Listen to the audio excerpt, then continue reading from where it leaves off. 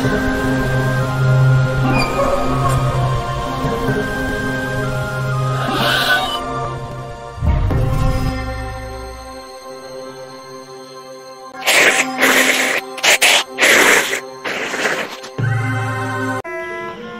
dunia perkerisan zaman sekarang ada dikenal istilah keris-keris dengan pamor pemilih. Maksudnya keris-keris dengan bentuk pamor tertentu bersifat pemilih akan memilih orang yang cocok untuk menjadi pemilihnya. Tidak bisa sembarang orang cocok untuk memiliki keris-keris tersebut. Ada kriteria tertentu yang orang akan cocok dengan keris tersebut. Selebihnya orang lain tidak cocok memiliki keris-keris tersebut. Sering kita mendengar cerita di masyarakat tentang orang yang tidak cocok pada keris pusakanya, baik keris dari warisan, pemberian orang, mas kawin, atau yang mendapatkan dengan cara-cara lain, termasuk melalui penarian gaib, beli, atau pemaharan pusaka. Ada banyak sekali jenis dari keris yang berpamor pemilih dan berpamor yang kurang baik. Hal ini dikarenakan oleh berbagai macam faktor, diantaranya keris berpamor atau tuah buruk. Yang pertama, saat empu membuat pusaka, konsentrasinya terganggu oleh sesuatu hal, sehingga mantra yang seharusnya baik menjadi salah ucap atau tidak sesuai dengan rencana, maka mengakibatkan keris tersebut mempunyai tuah yang kurang baik. Contohnya pusaka keris empu gandring. Sebelum keris selesai dibuat, sang empu dibunuh oleh Kenaro, dan empu gandring mengucapkan kata-kata kutukan yang masuk ke dalam kegaiban keris tersebut. Dan terbukti keris tersebut mempunyai tuah seperti yang dimaksud dari kutukan empu gandring. Yang kedua, sedangkan pamor adalah sebuah bentuk ilustrasi atau gambar yang muncul di permukaan bilah keris. Nama-nama pamor sangat banyak dan beragam sesuai bentuk dan kemiripannya dengan alam. Bagi contoh, pamor brasuta, pamor sodo saler, pamor belara ngirit atau belara sineret, pamor udan mas, dan sebagainya. Berikut adalah beberapa contoh jenis pamor yang mempunyai tuah yang kurang baik.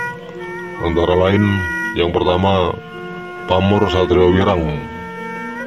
Pusaka atau keris jenis ini akan membawa kesengsaraan bagi pemiliknya. Yang kedua, pamor sucen nyowo. Pusaka atau keris jenis ini menginginkan pemiliknya untuk segera meninggal. Yang ketiga, pamor denggiling. Pusaka atau keris jenis ini mempunyai angsar cenggiling atau jahil pada pemiliknya. Yang keempat, pamor yogapati. Pusaka atau keris jenis ini pengaruhnya atau angsarnya anak pemilik pusaka sering sakit-sakitan. Yang kelima, pamor tundung. Pusaka atau keris jenis ini akan membuat pemiliknya sering pindah-pindah tempat atau pindah-pindah tempat usaha.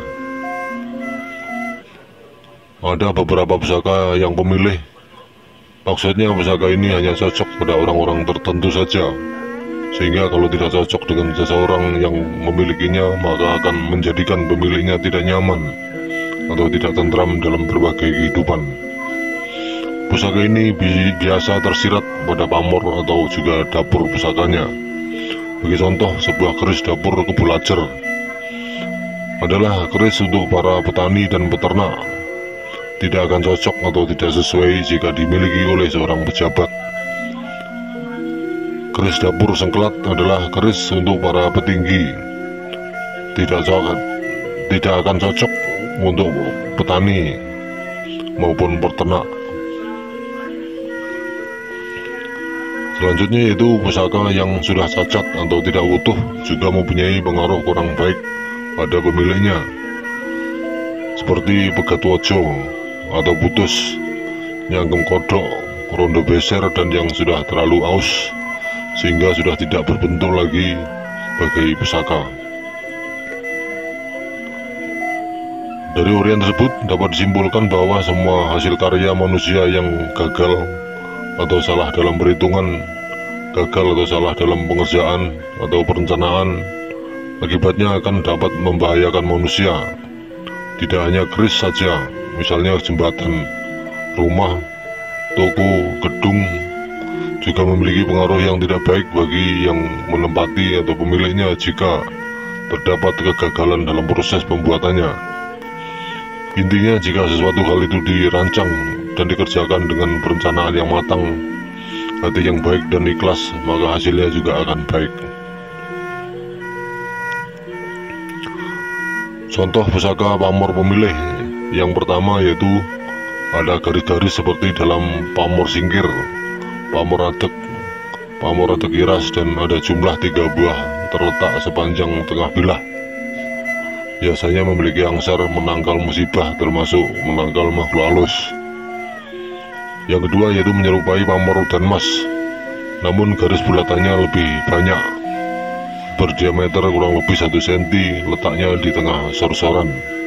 Biasanya pamor seperti ini memiliki angsar untuk mencari rezeki. Yang ketiga, mirip pamor ujung gunung, tetapi terbalik dengan ujungnya di bawah. Biasanya pamor seperti ini dianggap memiliki angsar menjadi kuat kewibawaannya. Yang keempat, berupa garis lurus dari ujung bilah hingga pangkal bawah, dan pada gonjo terpecah atau bercabang menjadi 2. Bagian masyarakat percaya pamor seperti ini memiliki angsar untuk mencari rezeki atau tuah kerezekian.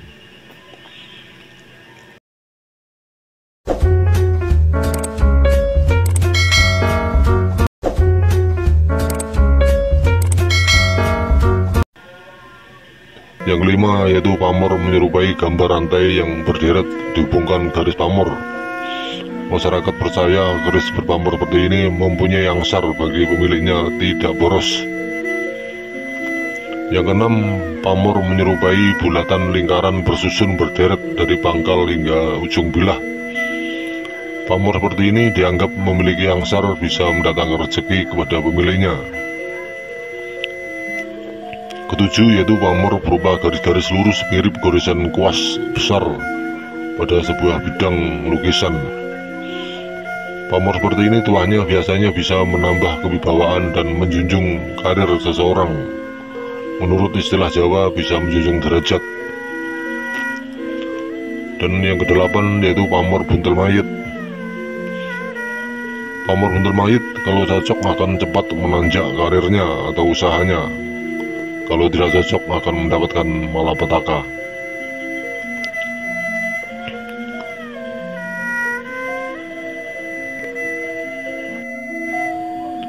Contoh pamor keris yang tidak pemilih. Yang pertama yaitu pamor keris menyerupai garis-garis membujur dari pangkal ke ujung bilah. Ada yang utuh, ada yang putus-putus, serta bercabang sebagai percikan air yang mengalir. Pamor seperti ini memiliki angsar bisa memperlancar rezeki dan memperluas pergaulan. Yang kedua yaitu gambar pamor semacam serabut-serabut kasar yang saling menyilang arahnya namun tidak saling tindih. Pamor seperti ini dianggap memiliki angsar bagi pemiliknya lebih teguh hati dan lebih besar tekadnya. Yang ketiga yaitu pamor keris menyerupai segitiga anak panah terletak di bagian ujung keris dengan sudutnya menghadap ke bagian luar sebelah atas atau ujung. Pamor seperti ini dianggap memiliki angsar bagi pemiliknya supaya terhindar dari perbuatan jahat orang lain. Yang keempat yaitu pamor waswutah. Pamor ini dipercaya berkhasiat baik untuk ketentraman dan keselamatan bagi pemiliknya. Bisa digunakan untuk mencari rezeki, cukup wibawa, dan disayang orang sekelilingnya. Yang kelima yaitu pamor ngulit semongko. Pamor ini sepintas seperti motif kulit semangka atau semongko. Tuahnya seperti sumsum burun, yaitu untuk memudahkan mencari jalannya rezeki dan memudahkan dalam bergaul pada siapa saja dan dari golongan manapun.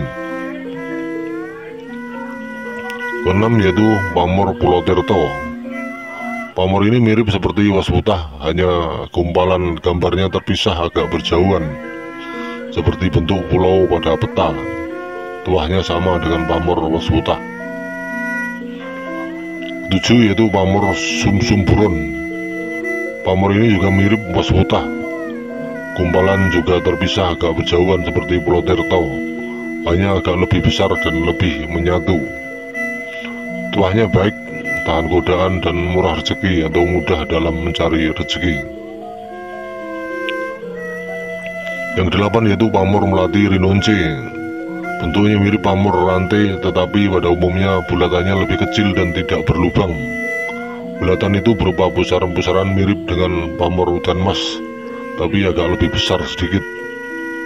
Dipercaya tuahnya memudahkan mencari jalan rezeki dan menumpuk kekayaan, dan untuk pergaulan juga baik. Walaupun pandangan-pandangan di atas tidak selalu sejalan dengan kondisi yang sebenarnya, tetapi itu adalah pandangan-pandangan di sebagian masyarakat kita tentang keris yang perlu juga kita tahu. Tetapi alangkah baiknya mempelajari sisi kegaiban keris dengan melihat satu persatu kerisnya untuk diperiksa isi dan kegaibannya, bukan hanya dengan melihat bentuk fisik atau pamor keris atau bentuknya saja. Karena sisi kegaiban keris ditentukan oleh kegaibannya itu sendiri, yang itu tidak selalu sejalan dengan penerjemahan kita atas bentuk fisik dan simbol pada keris. Selain dari sisi pamor, memang ada keris-keris tertentu yang bersifat pemilih, yang hanya cocok untuk dimiliki oleh orang-orang tertentu saja. Misalnya keris-keris keningkeratan. Juga ada banyak kejadian dan kondisi yang menyebabkan sebuah keris tidak cocok dan tidak mau menyatukan dirinya dengan pemilihnya. Para empu keris memang mengikuti pakem tertentu dalam pembuatan keris, sehingga bentuk pamor dan dapur keris yang sama biasanya tuahnya juga sama dan sejenis. Tetapi ada sisi kegaiban lain yang tidak semuanya tergambar pada bentuk fisik keris, dan bentuk fisik keris tidak semuanya secara sederhana bisa diterjemahkan artinya. Bila ada sesuatu bentuk dapur dan pamor keris atau simbol lain pada fisik keris yang tidak sejalan dengan makna sisi gaibnya, bukan berarti bentukan para empu keris itu salah, tetapi manusianya yang salah dalam mengartikan bentuk fisik dan simbol pada keris, karena telah menyamaratakan arti dan maknanya. Jika Anda memiliki salah satu jenis keris dengan pamor seperti disebutkan tadi, untuk mencari tahu apa benar keris Anda itu termasuk berpamor pemilih atau tidak pemilih, apakah pengaruhnya atau tuahnya sama dengan pandangan-pandangan tersebut, dan apakah ada yang bentuk tuahnya negatif seperti pandangan-pandangan tadi. Ada beberapa jenis pamor tadi, silahkan coba keris-keris Anda ditayuh untuk mengetahui kebenarannya. Terima kasih dan salam budaya Nusantara. Jangan lupa subscribe, like, komen, dan share. Semoga bermanfaat dan menambah pengetahuan bagi sahabat semua tentang perkerisan. Rahayu, rahayu, rahayu, Sagung Dumadi.